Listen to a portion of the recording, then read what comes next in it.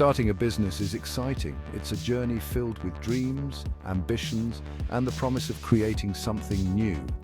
But just like any grand adventure, it requires careful planning and a solid foundation. It's like building a house. You need a blueprint. Without a clear plan, your dream home could turn into a nightmare. The same goes for your business.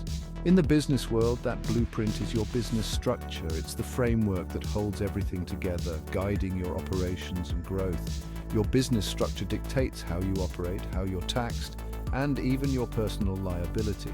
It affects your day-to-day activities and long-term success. Picking the wrong structure is like building your house on sand. It might seem fine initially, but as challenges arise, cracks will start to show. It might look good at first, but it can all come crashing down.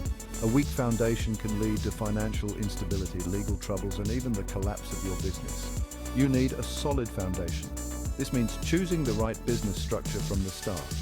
This means understanding the legal and financial implications of each business structure, whether it's a sole proprietorship, partnership, LLC, or corporation. Each has its own set of rules and benefits. Don't worry, it's not as complicated as it sounds. With the right guidance, you can navigate these choices with confidence.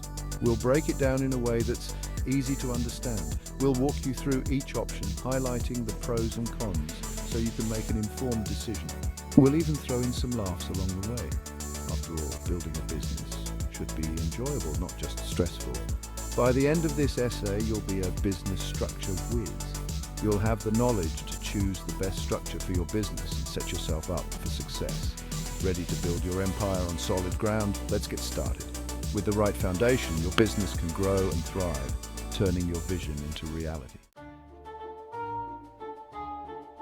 First up is the simplest structure, the sole proprietorship. It's just you doing your thing. No fancy paperwork, no separate tax forms. You are the business, and the business is you. Think of it like making lemonade as a kid. You sell lemonade, you make money, you spend some on more lemons and sugar. Easy peasy. But there's a catch. There's always a catch. With a sole proprietorship, you're personally liable for all business debts. That means if your business goes south, debt collectors can come after your personal assets. Your house, your car, your prized comic book collection, everything is on the line. In India, the concept of a sole proprietorship is pretty similar to the US. You're the boss, you call the shots, and you enjoy or suffer the consequences. It's a popular choice for small businesses and freelancers just starting out, but there are a few key differences. For one, India has a separate tax slab for sole proprietorships. This can be a good or bad thing depending on your income level and business expenses. Also, the legal and regulatory framework for businesses in India can be a bit more, let's say, involved than in the US. This means more paperwork and compliance requirements, which can be a headache for some. All right, let's dive into partnerships. Partnerships can be a powerful way to grow a business, combining the strengths, resources, and expertise of multiple individuals. It's kind of like a sole proprietorship, but with more people and hopefully less risk. When you have more minds working together, you can tackle challenges more effectively and come up with innovative solutions that might not be possible alone. You team up with one or more partners, pool your resources, and share the profits and, well, the losses too. This means that while you have the potential to earn more, you also share the burden if things don't go as planned. It's a balance of risk and reward. There are two main types of partnerships: general partnerships and limited partnerships. Each type has its own set of rules and benefits, and it's important to understand these differences before forming a partnership. In the general partnership, all partners share in the business's liabilities and profits equally. This means that each partner is equally responsible for the debts and obligations of the business, as well as sharing in the profits.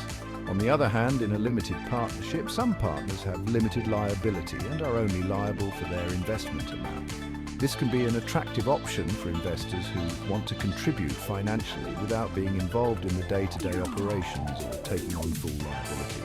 The tax structure of partnerships is also different from sole proprietorships. Understanding the tax implications is crucial for managing your finances effectively. In the US, partnerships are pass-through entities, which means that the business itself isn't taxed. Instead, the income, deductions and credits pass through to the individual partners. Instead, the profits and losses are passed through to the partner's personal income tax return. This can simplify the tax process, but it also means that each partner must report their share of the business income on their personal tax return. India follows a similar structure where the partnership firm files an income tax return but doesn't pay taxes directly. This pass-through taxation can be beneficial, but it requires careful record-keeping and coordination among partners. The partners include their share of profits or losses in their individual tax returns. This means that each partner is responsible for paying taxes on their share of the income, which can vary depending on the partnership agreement and individual circumstances. Forming a partnership involves more than just agreeing to work together. It's essential to have a clear partnership agreement that outlines each partner's roles, responsibilities, and share of profits and losses. This agreement can help prevent misunderstandings and conflicts down the road. A well-drafted partnership agreement should cover various aspects such as decision-making processes, dispute resolution mechanisms, and procedures for adding or removing partners. It acts as a roadmap for the partnership, ensuring that all partners are on the same page. Partnerships can be incredibly rewarding, offering opportunities for growth and expansion that might be difficult to achieve alone. By leveraging each partner's strengths and resources, a partnership can create a synergy that drives the business forward. However, partnerships also come with their own set of challenges. Differences in opinions, management styles, and goals can lead to conflicts. Effective communication and a strong partnership agreement are key to navigating these challenges successfully. Partnerships aren't limited to just one industry. They can span across various sectors, bringing together diverse expertise and perspectives. This diversity can lead to innovative solutions and new business opportunities. In today's globalized world, partnerships can also extend beyond national borders. International partnerships can open up new markets and provide access to a broader customer base. However, they also require an understanding of different legal and regulatory environments. Financial planning is another critical aspect of managing a partnership. Partners need to work together to create budgets, manage cash flow, and plan for future investments. Transparency and regular financial reviews can help ensure that the partnership remains financially healthy. Legal compliance is also essential. Partnerships must adhere to various regulations and laws, which can vary depending on the location and industry. Staying informed and seeking legal advice when necessary can help avoid potential legal issues. Ultimately, a successful partnership is built on trust, mutual respect, and a shared vision. When partners work together effectively, they can achieve remarkable results and create a thriving business. So, whether you're in the US, India, or anywhere else in the world, partnerships can be a powerful way to grow your business and achieve your goals. By understanding the different types of partnerships, tax implications, and the importance of a solid partnership agreement, you can set the foundation for a successful and rewarding collaboration. Now, if you want the ease of a partnership but with some legal protection, enter the LLC or limited liability company. This structure combines the best of both worlds. You get the flexibility of a partnership but with the liability protection of a corporation. Think of it like this. An LLC is like wearing a suit of armor in the business world. It protects your personal assets from business debts and lawsuits. LLCs also offer some tax advantages. Like partnerships, they are typically taxed as pass-through entities. This means you avoid the dreaded double taxation that corporations face. More on that later. In India, LLCs are commonly known as private limited companies. They offer similar benefits as their US counterparts, including limited liability and a separate legal identity. However, setting up and managing an LLC in India can be more complex and require more compliance than in the US. Let's dive deeper into the specifics of LLCs in the US. One of the key advantages is the flexibility in management structure. Unlike corporations, which require a board of directors and formal meetings, LLCs can be managed by the owners themselves, known as members, or by appointed managers.